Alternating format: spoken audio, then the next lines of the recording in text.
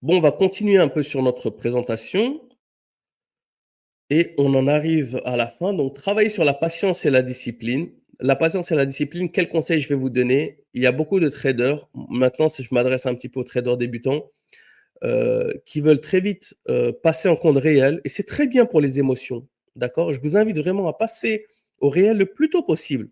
Bien sûr, avec un petit capital dans lequel vous êtes vraiment confortable. N'allez pas mettre une somme qui va vous faire trembler. Mais gardez un démo à côté. Gardez un démo à côté.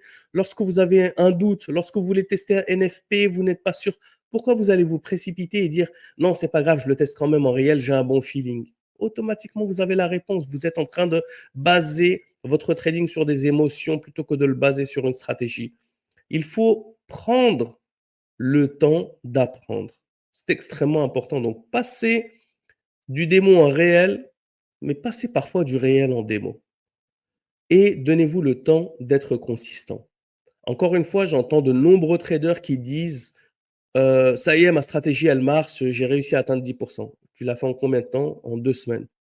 Ah, ça y est, je suis bon, j'ai ma stratégie, je suis super fort en 3 mois. Tu n'as même pas eu le temps, mon cher trader, de vivre un cycle de marché.